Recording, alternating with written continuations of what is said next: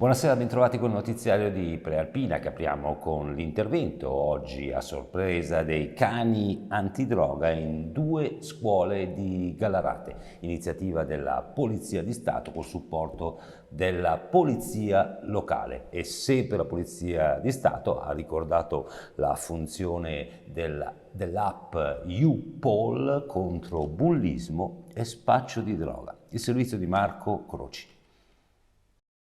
Cani antidroga in 2 istituti scolastici di Gallarate. L'iniziativa della Polizia di Stato è stata realizzata col supporto della Polizia locale. Il fiuto di Zorro, cane antidroga appunto, ha messo nei guai uno studente dell'Istituto Falcone trovato in possesso di una modica quantità di hashish considerata per uso personale. E in tema sempre di scuole sicure, la Polizia di Stato ha ricordato anche la funzione dell'app YouPol, scaricabile sullo smartphone, che consente di segnalare episodi di violenza di genere, spaccio di droga, bullismo e violenza domestica. Vengono così attivate indagini tempestive per interventi delle forze dell'ordine. E ora il caso dei controlli anti-bivacco allo scalo di Malpensa. Un volontario dell'associazione SOS Stazione si è finto clochard e ha raccontato, secondo la sua versione, che le procedure previste dal protocollo siglato in prefettura non vengono rispettate. Ascoltiamolo. Mi reco in aeroporto, mi sono avvicinato alla polizia qualificato come clochard che da alcuni giorni dorme in aerostazione. Mi vengono ritirati i documenti, fatto entrare in questa stanza dove trovo una decina di amici clochard che, compilato il verbale di Daspo, vennero poi accompagnati ai treni e allontanati dalla Malpensa. Verso il 24 mi hanno riconsegnato i documenti, chiesto la sottoscrizione verbale Daspo, che prevedeva una sanzione pecuniaria da 100 a 300 euro e l'obbligo immediato di allontanamento dall'aeroporto per 48 ore. Questa operazione di allontanamento contrasta con il protocollo Prefettura Varese a luglio 23, in particolare con le fasi 2, 3, 4 che prevedono una mano tesa, l'ingaggio di queste persone, la presa in carico e l'accompagnamento verso soluzioni abitative esterne all'aeroporto stesso. Conto alla rovescia per il voto ad Arcisati, in Prealpina il confronto tra i 4 candidati sindaco, sulla Prealpina di domani un ampio resoconto con le interviste, vediamo adesso qualche anticipazione nel prossimo servizio. I 4 candidati sindaco di Arcisata confrontano nella redazione di Prealpina. Gianluca Cavalluzzi, Antonino Centorrino, Maurizio Mozzanica e Giacomo Vinoni hanno affrontato vari temi a partire dalle urgenze amministrative per poi arrivare al ruolo strategico del paese in Val Ceresio. Tema molto caldo è stato quello dei furti e degli atti di vandalismo che si sono diffusi soprattutto negli ultimi mesi ad Arcisate. Altra tematica fondamentale, il ruolo centrale anche dal punto di vista sanitario che Arcisate sta assumendo con la presenza della casa di comunità che dovrà necessariamente dialogare con l'ospedale di Quasso al Monte. La parola ora passa agli elettori. L'appuntamento con le urne è domenica 25 e lunedì 26 maggio. E adesso a Varese per vedere le condizioni del sentiero Noseda che collega Avigno e Velate. Marco Croci. Siamo al confine tra Avigno e Velate lungo il sentiero Noseda e questa è la situazione. Un tombino sfondato ormai da tempo, che è stato collocato un cartello che segnala il pericolo e il tombino sfondato è stato coperto con cassette, sacchi e rami. Un cartello, un segnale provvidenziale perché da questo sentiero passano anche moltissimi biker diretti appunto verso Avigno.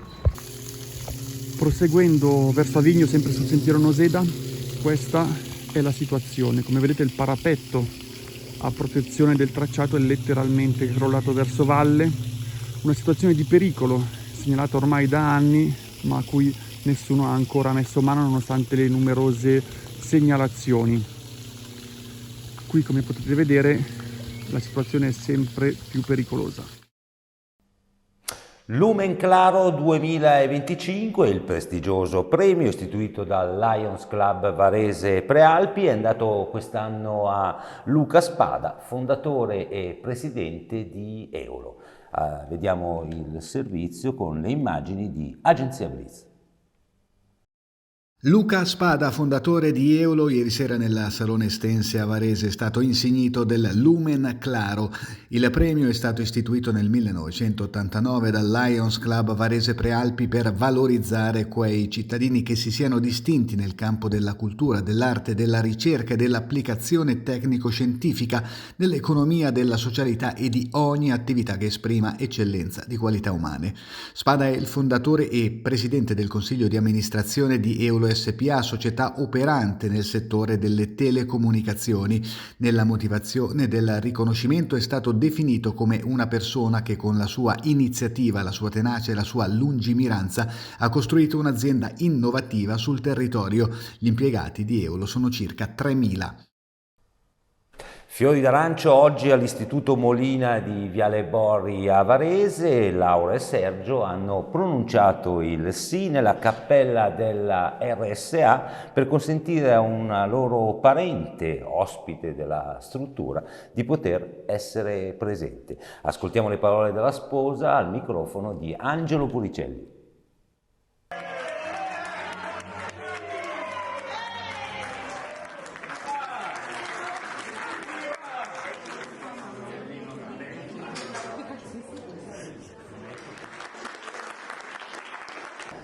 Sì, noi abbiamo pensato di celebrare il nostro matrimonio qui per stare vicino al nostro familiare e abbiamo trovato piena accoglienza nella nostra richiesta nella struttura della Molina e siamo molto contenti di essere riusciti a celebrare il nostro matrimonio qui e abbiamo fatto una grande opera di inclusione.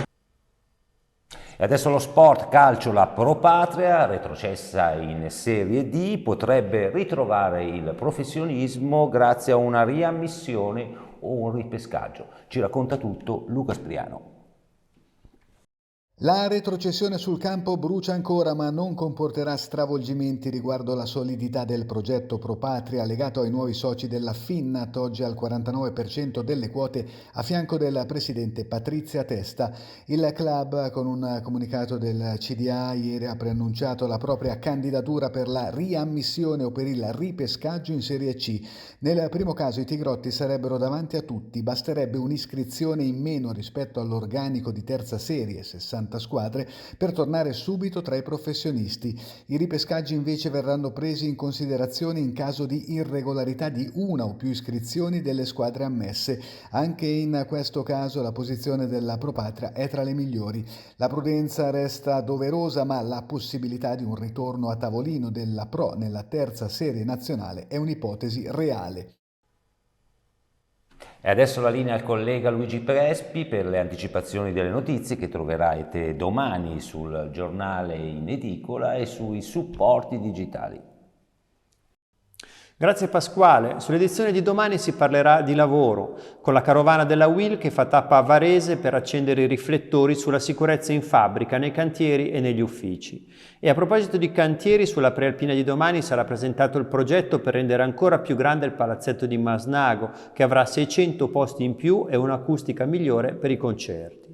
Torniamo poi a parlare del tragico incidente del bus sulla Pedemontana, perché abbiamo intervistato la psicologa che sta seguendo i bambini della scuola di Cazzago Vrabbia.